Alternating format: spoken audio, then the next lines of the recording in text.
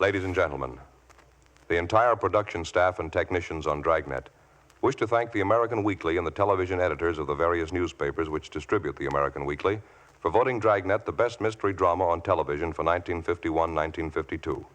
Our deepest thanks for this fine recognition.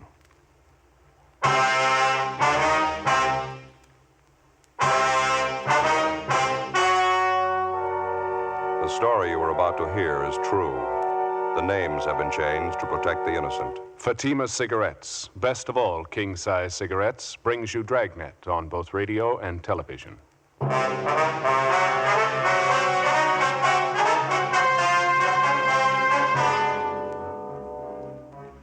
You're a detective sergeant. You're assigned a juvenile detail. An 8-month-old baby is stolen from its mother. It's the third case of child stealing reported in less than 3 weeks. There's no lead on the suspect. Your job, get him. Compare Fatima with any other king-size cigarette. Yes, compare Fatima with any other king-size cigarette. 1. Fatima's length filters the smoke 85 millimeters for your protection. 2. Fatima's length cools the smoke for your protection. 3. Fatima's length gives you those extra puffs, 21% longer than standard cigarette size. Fatima gives you more for your money.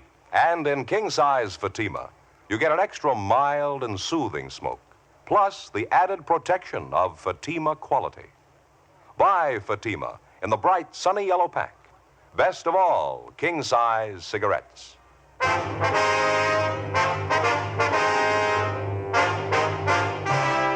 Dragnet, the documented drama of an actual crime.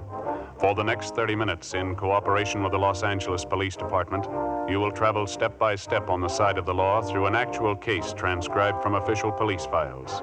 From beginning to end, from crime to punishment, Dragnet is the story of your police force in action.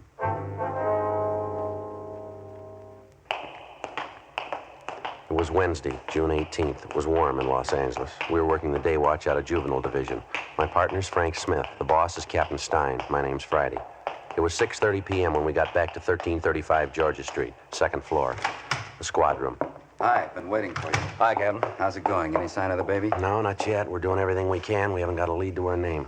Lousy thing. How's it stack up? Anything like the last 2 cases? Yeah, quite a bit. Same neighborhood, same general M.O. We checked with just about everybody in the vicinity. No one saw the baby taken. Happened about 10 o'clock this morning? 10:15. This Mrs. Donaldson drove down to the neighborhood shopping center to do her marketing. She had the baby in a bassinet in the back seat of her car. Baby boy, 8 months old. She pulled into the parking lot right behind the market, left the baby asleep in the car. She went in to do her shopping. When she came out, the baby was gone. How long was she in the market? She told us about 20 minutes. We talked to a half a dozen people who drove their cars in and out of the parking lot about that time. They couldn't help me. They didn't see anyone loitering around. How about delivery trucks? They usually unload supplies at the back door, don't they? Already checked on that. We talked to the driver of a bread truck. He was making a delivery about that time. He couldn't help us either. The mother, Mrs. Donaldson, she's the only one who came up with anything at all. It's not much, but it's better than nothing. Yeah. Well, when she parked her car and got out to go in the market, she noticed a woman sitting in the car parked next to hers. When she came back and found her baby was gone, she noticed that this woman's car was gone, too. Mrs. Donaldson described the woman for you? Yeah, she was middle-aged. She had gray hair. That's all she remembered. How about the car the woman was in? It was a green sedan. That's the only thing Mrs. Donaldson could tell us. She's not even sure of that. And there's no one else around the market that remembered the car, huh? Well, if there is, we haven't found him. We covered the whole neighborhood, Skipper. Talked to everybody we could. Got us nowhere. Smoke, Captain? Oh, thanks. You, Joe? Yeah, thank you. I got a light. Okay. Captain? No kickback yet on the broadcast. The old points you got out on the baby? No, nothing. Up to now, it's a carbon copy of the last 2 jobs. No suspect, no motive. Mrs. Donaldson can't think of any reason at all for it. No, not a one. Her husband's a teamster. They don't have much money. She couldn't think of any friend or relative who might possibly want to take their baby. The baby normal, in good health? Yeah, perfect. It's got me. This makes it about 1 a week. Just about. Martin baby was taken on the 5th. The Andrews baby was taken on the 12th. Both of them recovered in 24 hours. Nothing wrong with either of them. Sure doesn't make sense. Must be a psycho case of some kind. I think we can go along on that. Well, this one happened near 8th and Dinehart, that right? Yeah, same neighborhood as the other two. About a 12-square block area there. How about that lead you had on the old man out there? Did you exhaust that? Yeah, the old gardener? We double-checked him this afternoon. He wasn't anywhere near the market when the Donaldson baby was taken. How about the other 2 people you had your eye on?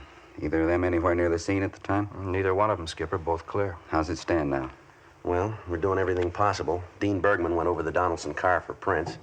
The bassinet, too. There's no word from him yet. Special detail from Metro Division still going over the neighborhood. Nothing from them either. No sign of any physical evidence, huh? I mean, besides any possible prints. No, nothing, Captain. The usual number of tips from people in the neighborhood. Checked on all of them. They went nowhere. Well, we've just about run the gamut on this thing. You have anything in mind? Well, Joe and I were kicking around an idea on the way back in. Figure it might be worth a try. I mean, providing we get the Donaldson case cleared. Yeah? Joe? Well, for one thing, we figure the neighborhood out there works in our favor. All three of the babies were taken in the same 12-square block area. It's the strongest part of the M.O. that we got to work on. Now, if we get good enough coverage in that area out there, it might lead somewhere. What kind of coverage? Well, maybe a system of decoys, something to draw the suspect out at the right time, the right place. Makes sense. What have you got in mind? Well, Frank and I were figuring if we could round up half a dozen policewomen or so, let them work different points around the neighborhood and make it obvious that they're housewives. Yeah? Have each one of them with a baby carriage. Spot them at the shopping centers out there in that area. They leave the carriages outside the stores, go through the motions of doing their shopping, and cover each one of them. What do you do for bait? I think we can fake it, Skipper. Put a life-size doll in each of the carriages, keep it pretty well covered. Very chance it'll get us a nibble if we work it right. About half a dozen policewomen. That's what you figure? Yeah, I figure that ought to do it. Excuse me. Yeah. Juvenile Division, Captain Stein. Yeah, that's right. How's that? I see. Mrs. Bolger. Yes, ma'am, I understand. How's that? Yes, ma'am, if you like. All right, thank you. Goodbye. Queer one. Yeah. Either one of you contacted Mrs. Marion Bolger the last month or so? No, it's not familiar to me. How about you, Frank? Don't recall the name. Why? Bolger. That was her on the phone. She wants to be investigated. Says she wants to prove to us that she's not involved in any of these child-stealing cases. How do you spell that name? Marion Bolger, B-O-L-G-E-R, Ewing Street address. No, I never heard of her. What's the pitch? Got me. She kept saying she's got to have her name cleared. She's innocent. Kept insisting she didn't steal the Donaldson baby. No, we didn't say she did. We don't even know the woman. You're going to. Check her out. We ran the name Marion Bolger through R&I, but there was no previous criminal record on her. 7:25 p.m. Frank Smith and I left the office and drove out to the Ewing Street address to interview the Bolger woman. Before we called at her home, we checked with some of the neighbors. Most of them had a favorable opinion of her. They described her as a pleasant woman, slightly eccentric. The only complaint was that the Bolger woman was very fond of children and that she kept most of the youngsters on the block well supplied with cake and candy, despite repeated objections from the youngsters' parents. Other than that, they seemed to like her. 8:05 p.m., Frank and I called on Mrs. Bolger, and she ushered us into a neatly furnished living room. She was an older woman, possibly in her early 60s, dark brown hair streaked with gray. It's the honest truth, Sergeant. Anybody who really knows me would tell you I wouldn't do a thing like that. I love children. I want all of them to be happy. I wouldn't steal anybody's Just a baby. minute, Mrs. Bolger, please. Something we'd like to get straight. I don't care how it looks. I don't care what they say. I didn't do it. I didn't steal those other two babies. I didn't steal the Donaldson baby either. How'd you know the Donaldson baby was missing, ma'am? It just happened this The morning. evening paper. The whole story's in there. It's the first I knew about it to help me, but I got my evening paper. Please, Sergeant, you got to believe me. All right, now try to take it easy, ma'am. What gives you the idea that we're accusing you of taking those Well, you babies? haven't yet. Not in so many words. You're thinking about it, though. I know that. You've been told. How do you mean, told what? You know what I mean. All those stories going around about me.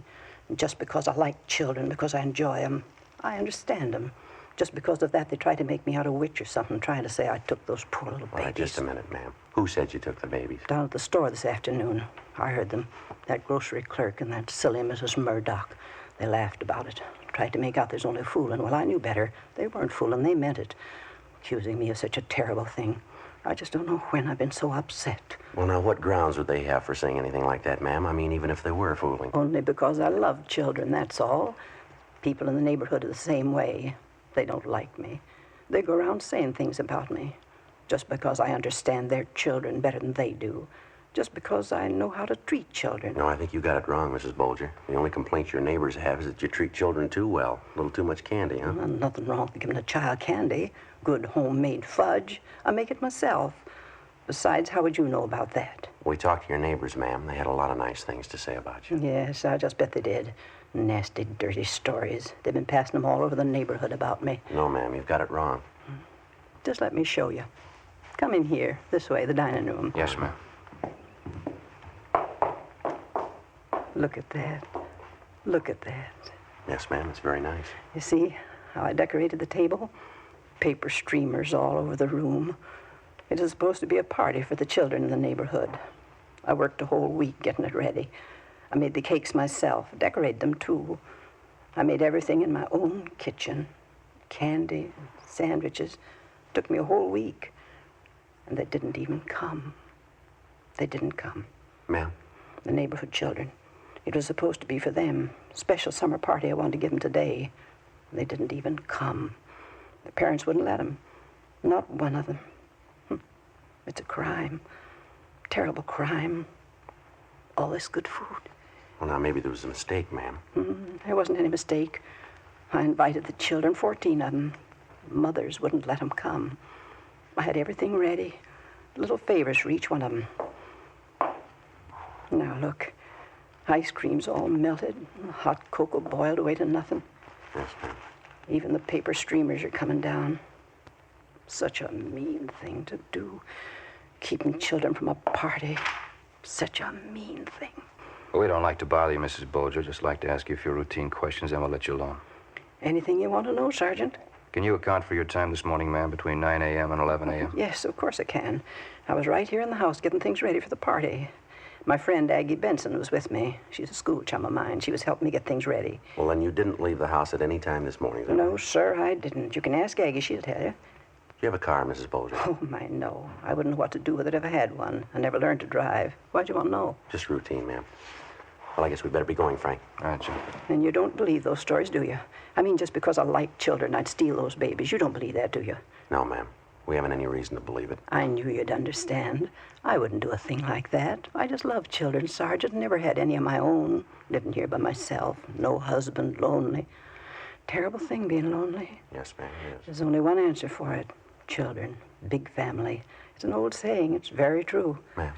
When you get to be 63, you want something else to wake up to beside the morning paper. 8:40 p.m. Before we headed back for the office, Frank and I made a thorough check on Mrs. Bolger, her background and her alibi. We found nothing to link her in any way with the child stealings. 9:15 p.m. We got back to the city hall and went directly to Leighton Fingerprints, where we met with Dean Bergman. He'd found several sets of prints on the Donaldsons' car and on the bassinet from which their baby had been stolen. Most of them were those of the parents, Mr. and Mrs. Donaldson. Bergman was unable to identify the 2 foreign prints found inside the car. We contacted the officers in charge of the special detail checking the neighborhood where the latest child stealing had occurred. They'd failed to uncover a lead. 7:48 a.m. the following morning. Friday? Morning, Captain. Good piece of news. The Donaldson baby, they just found him. Where? Highland Park area. They found him in a cardboard box. Apparently he's all right. A little exposure. Doctors are checking him over now, Georgia Street. How about the suspect? Any sign of him? Not a trace. It was little or no different than the first 2 cases. Some 21 hours after he'd been abducted from the car in the parking lot at the rear of the market near 8th and Dinehart, the Donaldson baby had been recovered apparently unharmed. The cardboard box in which the baby had been found was gone over for fingerprints.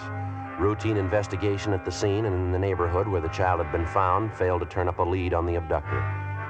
Frank and I checked with Dr. George Hall, who'd examined the child. After that, we talked with Mr. and Mrs. Donaldson. The details of the case coincided almost point for point with the first 2 abductions. The baby had been taken, then recovered in a 24-hour period. Outside a slight exposure, the child was unharmed.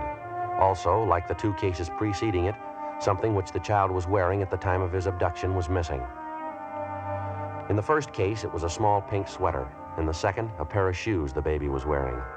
In the case of the Donaldson baby, it was a sterling silver ID bracelet with the initials JD engraved on it.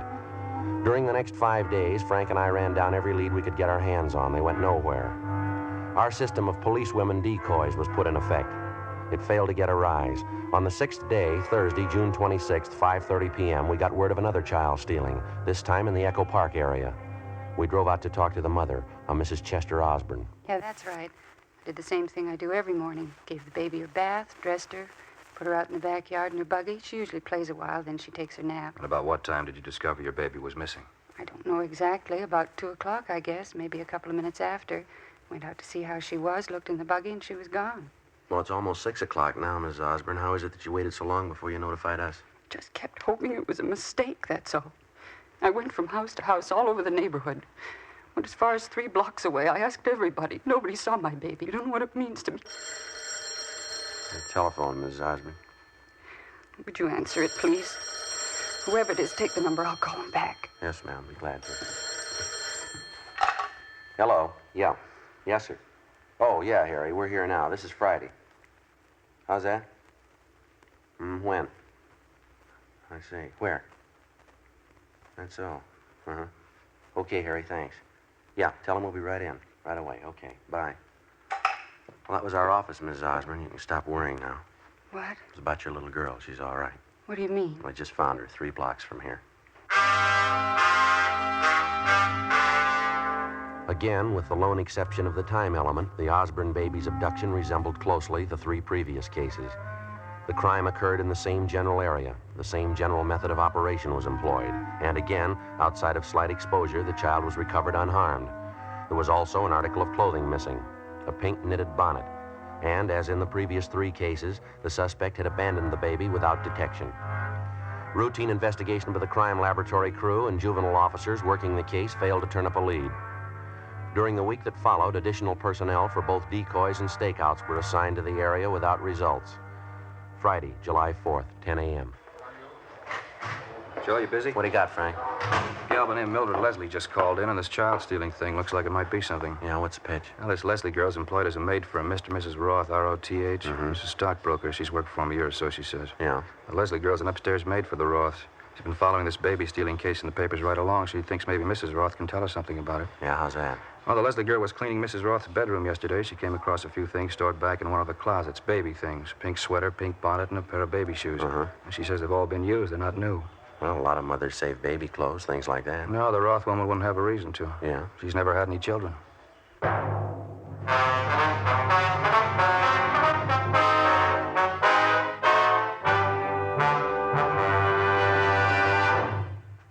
You are listening to Dragnet, authentic stories of your police force in action. The only way you can prove to yourself that Fatima is the best of all king-size cigarettes is to compare them with the brand you've been smoking. Yes, compare Fatima with any other king-size cigarette. 1. Fatima's length filters the smoke 85 millimeters for your protection. 2. Fatima's length cools the smoke for your protection. 3. Fatima's length gives you those extra puffs, 21% longer than standard cigarette size. Your money back plus postage if you're not convinced Fatima is better than your present king-size cigarette. Just return the pack and the unsmoked Fatimas by August 1st, 1952. Fatima, Box 37, New York 1. More and more of your friends are switching to king-size Fatimas every day. Compare them yourself tomorrow. Buy Fatima in the bright, sunny yellow pack and enjoy the added protection of Fatima quality.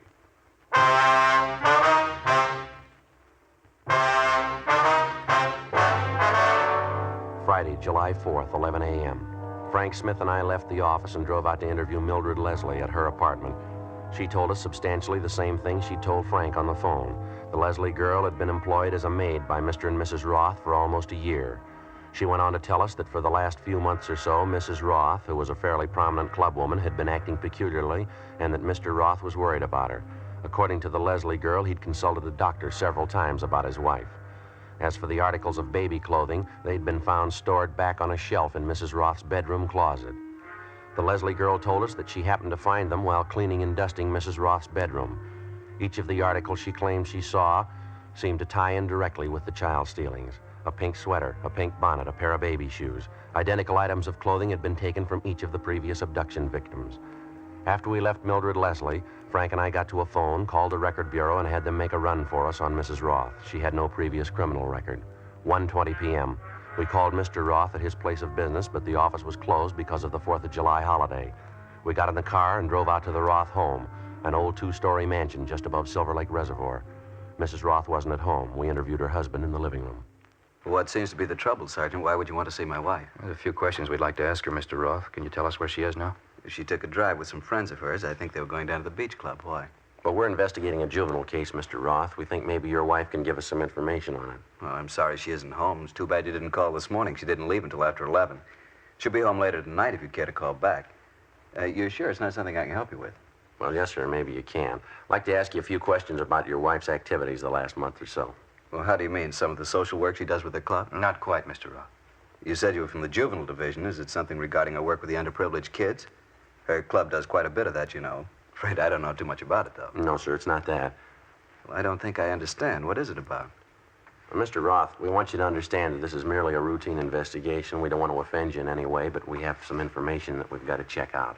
What do you mean? What kind of information? Well, there's been a series of child stealing cases the last month or so. We're the investigating officers on it. Maybe you read about them in the papers? Yes, I have, but what would my wife have to do with that? You think she has some information for you? She didn't say anything about it to me. Yes, sir, I think she can help us quite a bit. I don't know exactly when she'll be home. I don't have any place to contact her. I do know the club's taking a group of children to the Coliseum tonight, the big 4th of July fireworks display, you know. Yes, I see. I'm going to meet my wife there tonight. Maybe I could give her a message for you, tell her to contact you. All right, fine, Mr. Roth. There is something that you can do for us right now, though. Yes? Would you take us up to your wife's room? I'd like to have a look at it. Take you to her room? I don't understand. What for? Well, like we told you before, sir, it's a routine investigation. I think if you take us to your wife's room, I think we can clear the whole thing up now. Probably won't be necessary to bother you tonight. Well, I certainly don't understand, but come along if you like. Doris's room is right at the head of the stairs. Thank you. Certainly has me baffled. What would there be about Doris's room? It has to be investigated. We don't know that there is anything, sir. Just appreciate your cooperation. Not at all. We haven't anything to hide. Here we are. This is her room. Now, what is it you're looking for? And that's the bedroom closet, is it? Yes, that's right. Like to look at it if we could? Certainly. Go right ahead. All right. There's a shelf up there, Joe. Can you reach it all right? Yeah, I think so. What is it? What are you looking for? All right, here you go, Frank. Yeah. Pink bonnet, pink sweater. That's it. Here's the baby shoes. The ID bracelet. Yeah, initials JD. Not much doubt. No. Baby clothes. Bracelet. Never seen them around here. How'd you know they were here? Well, we weren't sure that they were. But I've never seen them before. What are they doing in Doris's room? Why would she have them? I have to talk to her about this. Yes, sir, so do we. After finding the evidence in his wife's bedroom closet, we continued to interview Mr. Roth. We briefed him on the details of the case and explained about the articles of baby clothing. He was very cooperative, but he found it hard to believe that his wife was responsible for the abduction of the babies.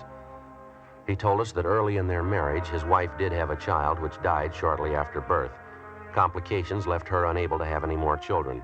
When she found out about this, it resulted in Mrs. Roth having a nervous breakdown, but apparently she recovered completely. Roth went on to tell us that his wife was very fond of children and that she devoted a great deal of time to social work, caring for underprivileged children. He also told us that during the past month, with the recurrence of her nervous condition, she'd been under a doctor's care. Shortly after 8 o'clock that night, along with Mr. Roth, we drove to the Coliseum, where crowds of people were gathering for the annual July 4th fireworks display. Roth pointed out his wife. We went over and he introduced us.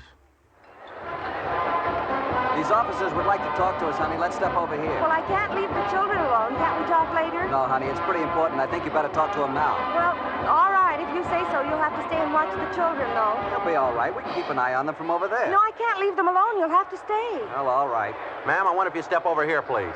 Yes, all right. This ought to be all right here. Beautiful night tonight, isn't it? Children just love these things. I think they're just about ready to start the show. Yes.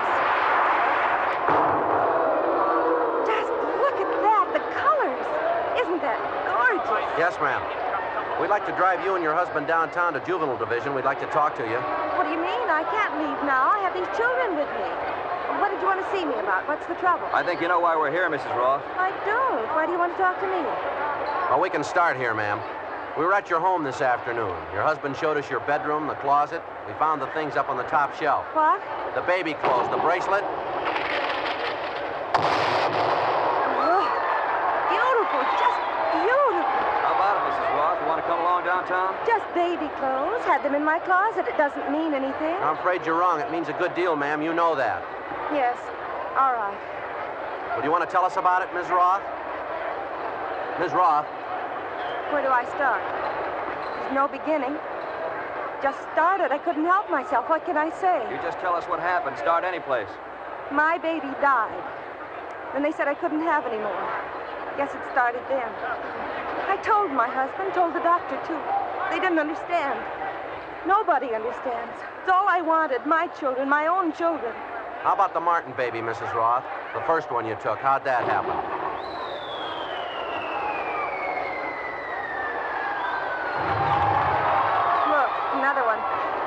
beautiful, white. Beautiful. What about it, ma'am? The Martin baby? How'd that happen? I saw him in the baby carriage outside the market there. Such a cute baby. Pulled the covers back, looked at him. I didn't think I was going to steal him. After I looked at him, I just wanted to hold him. Hold him close, so I picked him up. You understand, don't you? Yes, ma'am. He was such a sweet baby. Could have been mine. I kept on holding him. Then I started to put him down, back in his carriage. I couldn't. What do you mean, ma'am? I couldn't put the baby down. It was just like mine. It was mine. I can't explain it. I took the blanket from the buggy. I put it around him. I walked away. Nobody knew. It was my baby. Yes, ma'am. Would you go on? Oh, my head. Terrible headache. It's so hard to tell you. I couldn't even tell my husband. I lied. I'd take the baby and stop overnight at a motel. I'd tell my husband lies. I couldn't let him know. Well, you knew you were doing wrong, didn't you? Yes, I knew it. Not when I was taking the baby, though. Not when I picked them up. Not when I held them in my arms, held them close. It didn't seem wrong. Most natural thing in the world. I just pretended. I'd pick the baby up and I'd hold it close. It was my baby. All of a sudden, it was my baby. Later on, I had to stop pretending. The baby wasn't mine. I had to give it back. Isn't that wonderful? Look, streamers, a shower of stars. It's marvelous. Why'd you abandon the children, ma'am, without notifying anyone? I knew they'd be found. I made sure of that. I always put them someplace where they had to be found. Terrible headache. You don't know what it's been like. I couldn't tell anyone, no one. Yes, ma'am. You about ready to go now? All right. If I could only explain it to you. I mean, having a baby, then losing it. You don't know what it's like. No one will ever know what it's like. No one. You took 4 babies, ma'am. Yes. How about their mothers?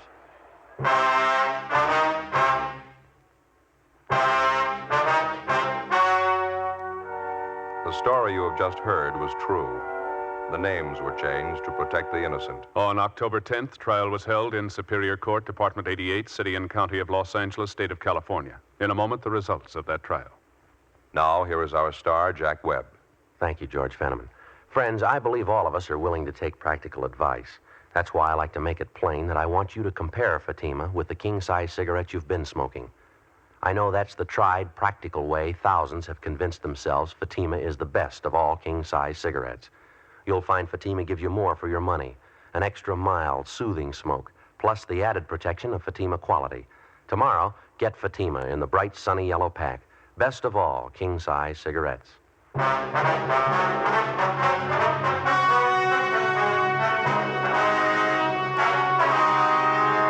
Doris Evelyn Roth was tried and convicted of child stealing under Section 278 Penal Code, 4 counts. She was placed on 5 years probation.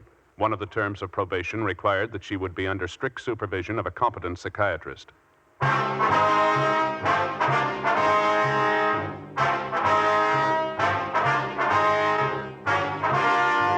You have just heard Dragnet, a series of authentic cases from official files. Technical advice comes from the Office of Chief of Police W.H. Parker, Los Angeles Police Department. Technical advisors Captain Jack Donahoe, Sergeant Marty Wynn, Sergeant Vance Brasher. Heard tonight were Herb Ellis, Vic Perrin, Virginia Gregg. Script by Jim Moser. Music by Walter Schumann. Hal Gibney speaking.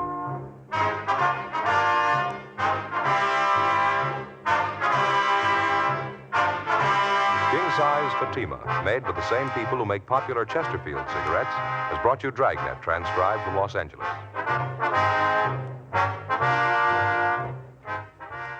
Each Thursday night, it's Counter Spy on NBC.